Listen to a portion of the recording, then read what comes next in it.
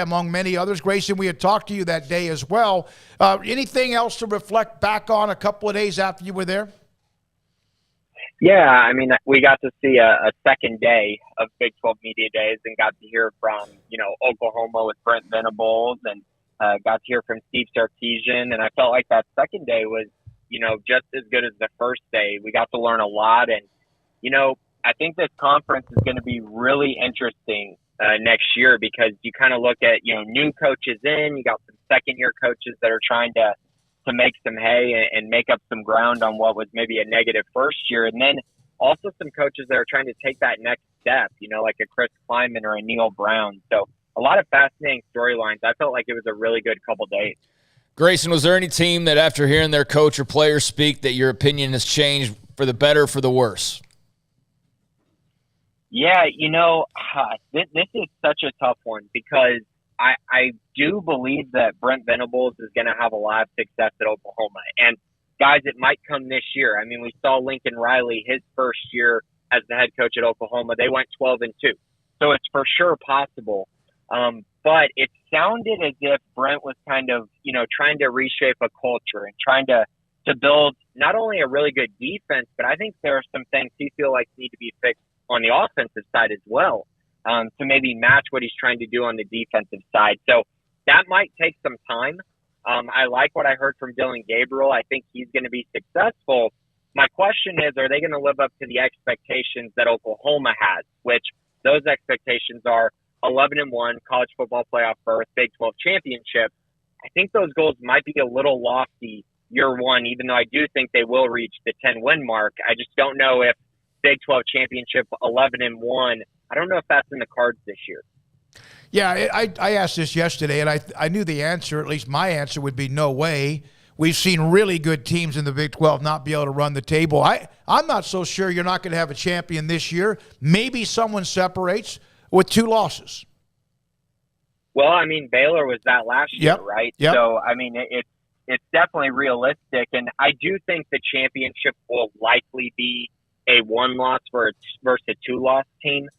You kind of look through kind of what has happened in the past, and it always seems like a team or two in the Big 12 end up at 11-1 or 10-2. So a lot of people that are maybe predicting, there'll be like 3 teams that are 9-3. Well, that typically doesn't happen. Those things sort itself out. For some reason, it always ends up there's one team that's like 11-1, and then maybe another team that's 10-2. And I think it'll be very similar to kind of the way it was last year, with maybe 3 teams separating themselves and then a lot of good teams in the rest of the conference kind of battling in the middle. Grayson, some new coaches in this league. Joey McGuire, obviously, with Texas Tech. You got Sonny Dykes, of course, with TCU. They were both there yesterday. Did you pick up on any different vibes? I think TCU post Gary Patterson, even though that occurred in season, you know the season was still going on, but actually seeing them with someone else at the helm, it just already feels way different, in my opinion. And then Texas Tech with Joey McGuire, I think I'll maintain this. I think he's loving that they're, kind of flying under the radar a little bit. But there's some excitement there. Did you sense some changes for some of these teams based on, what they did during the offseason? Yeah, so I guess let me start with Texas Tech. And I think with Tech, it was really interesting because they announced that $200 million facility upgrade. And, I think it's so important because it felt like with Matt Wells, they never fully committed to him. Whereas with Joey, it just seems like there's a commitment and a belief among, Red Raider fans and the administration. And so I think that bodes really well for Joey in the future. I think there are going to be some growing pains. There always are. But I will say, I think Joey and that Texas Tech program is trending in the right direction because they're putting a lot of resources into that program. Now, as far as TCU goes, they're a team that after media days, I just really feel like they're going to struggle in year one with Sonny Dykes. I just think it's such a different, move when you go from this defensive-oriented coach to this high-flying offensive attack that Sonny Dykes is bringing in. And I just think there's going to be a little bit of a transition period. And I would be shocked if they're, competing in the Big 12 for a championship. And I wouldn't be surprised if they made a bowl. That's obviously the expectation, but I just have a feeling they're probably going to be a 5 or 6 win team this year. But That doesn't mean the future isn't bright. It just means for this season, I think their roster and their makeup and their culture is probably going to have the biggest shift in the entire league. One of the things I got out of Wednesday when Baylor was there, Dave Aranda, but the players as well, is when we asked questions, both of us did, about Blake Shapen and the leadership role, because you don't just walk into a room and say, okay, I'm the quarterback, I'm the guy. It seemed like to a man, and even Dave Aranda, that he's been able to, without doing that, slowly but surely and methodically become the guy that people want him to be, not just as a football player, but as a leader.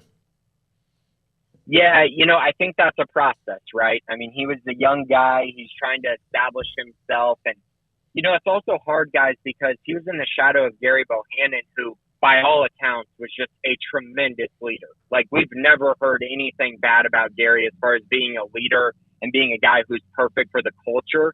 So having to replace a guy like that, I'm sure it takes time. And I think that it has taken some time for Shapen.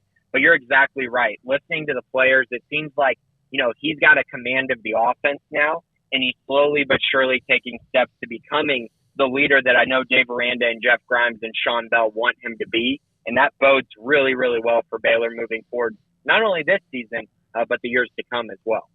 Grayson, we are so busy doing interviews and whatnot. I haven't had time to go through all the coaches' interviews. I haven't even heard all the things that Dave Aranda has even said yet, which I'll try and catch up on as best I can this weekend. But was there anything, ultimately that stood out to you in terms of, what he talked about this upcoming season, whether, it might be a repeat of what you just talked about with shaping the leadership? Was that a main thing that stood out, or was there something that maybe nobody's talking about as much that you took home with you?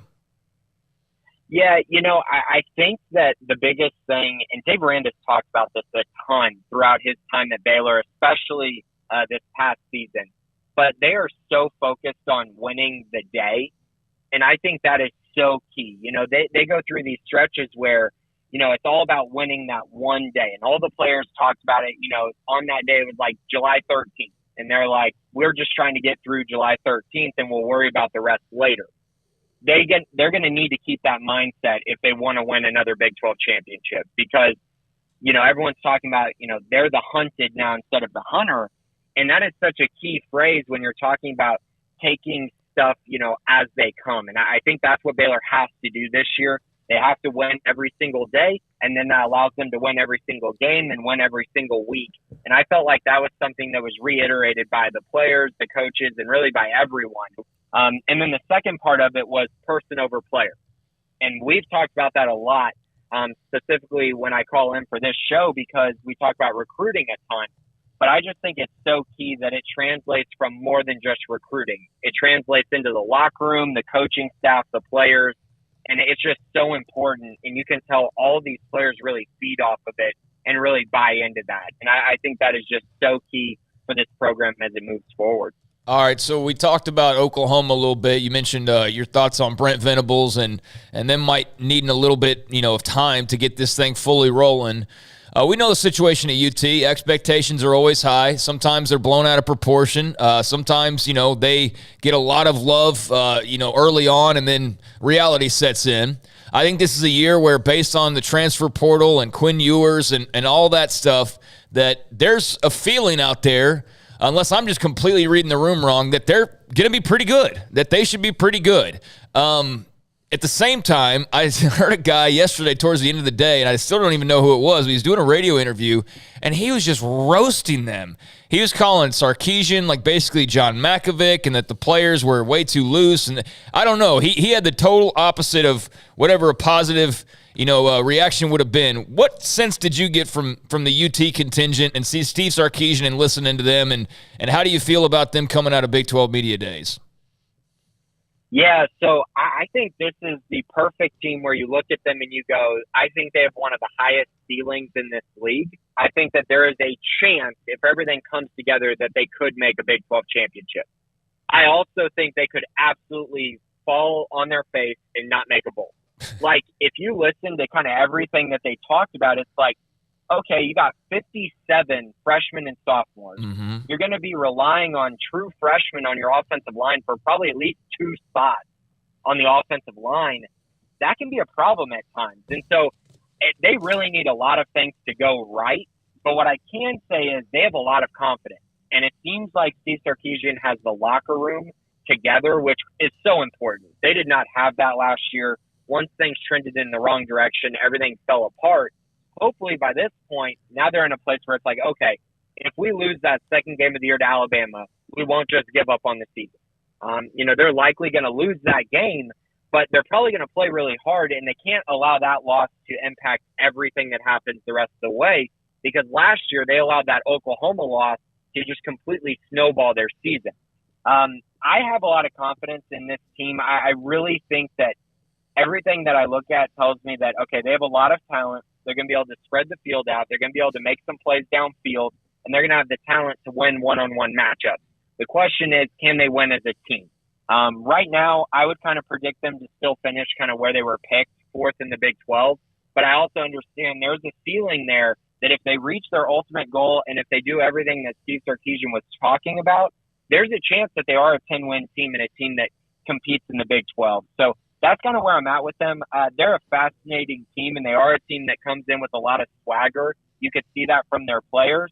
The question is, will that translate onto the field when you have to play physical and you have to win up front instead of just being flashy and fast? It's just that kind of dilemma. And I think the Big 12 is going to be fascinating because they're going to try to expose the things Texas doesn't do well, whereas Texas is going to try to expose maybe the lack of speed that some of the Big 12 teams have.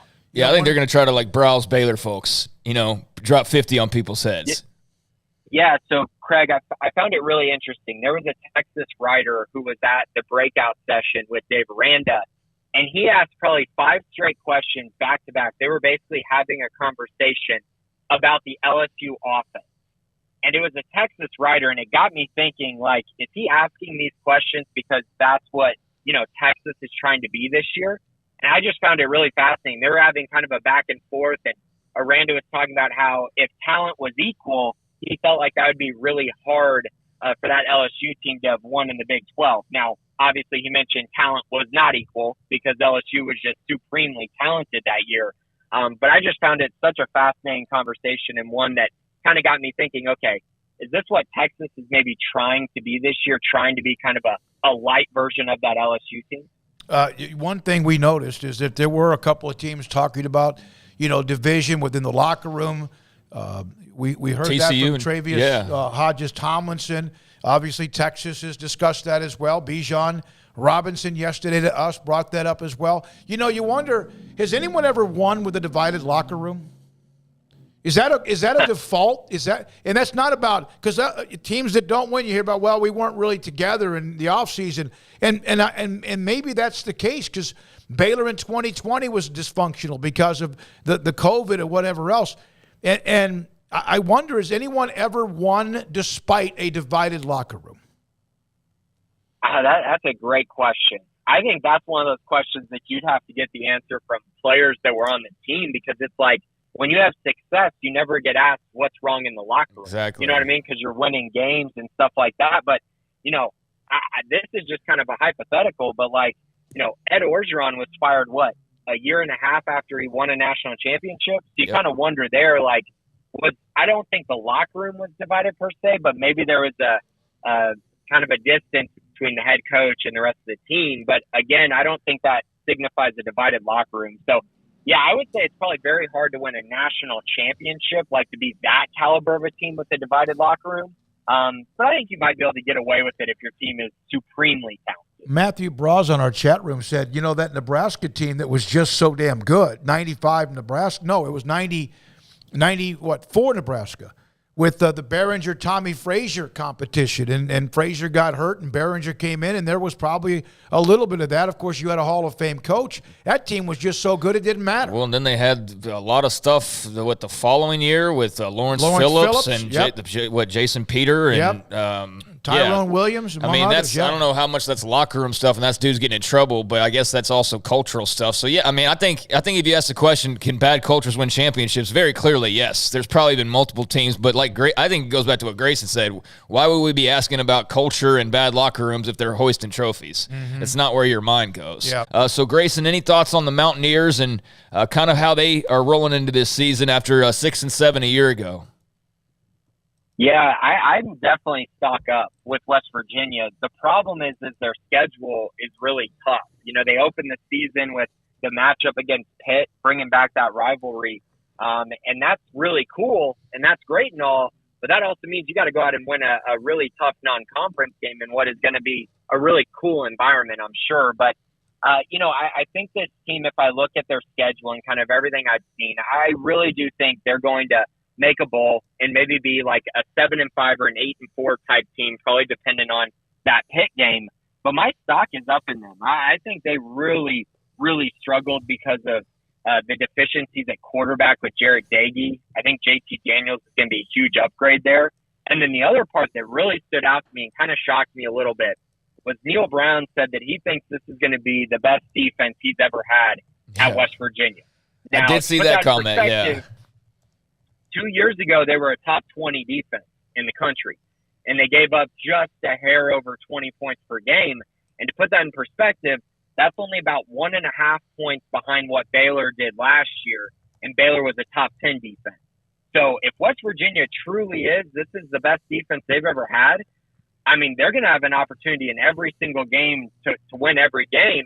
And if you're a Baylor fan, if that truly is the best defense they've ever had, then Baylor is going to be in for one heck of a game in Morgantown on a Thursday night.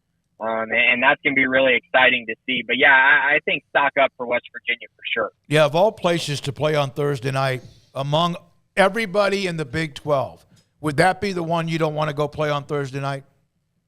For Baylor, it absolutely is because they've never won in Morgantown. But I think some other teams might say Tech on a Thursday night might be kind of difficult as well. Yeah, you're right. You're right. Absolutely. Yeah, I think it's going to be fascinating. I mean, of course, everybody feels good going into media days. It does seem like, and not necessarily. I mean, there are some teams that will tell you, hey, we're rebuilding or we're whatever. But I think like every single team that we saw, and again, I'm going to learn a lot more this weekend when I can actually dive fully into what everybody talked about throughout those sessions. But what I was able to gather, it does seem like it's going to be, a toss-up a lot of weeks and anybody's guess as to who's really walking that walk and who's just talking that talk right now.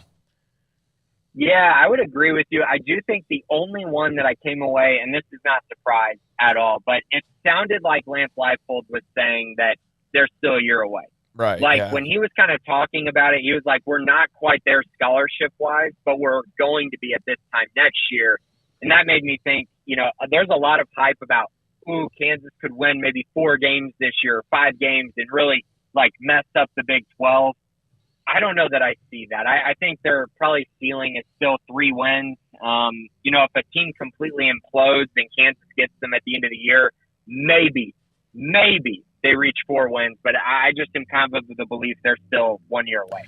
All right, Grayson, thank you very much. Appreciate your time. Grayson Grundhoefer, SicEm365.com recruiting analyst. And we went a segment without asking him about a quarterback.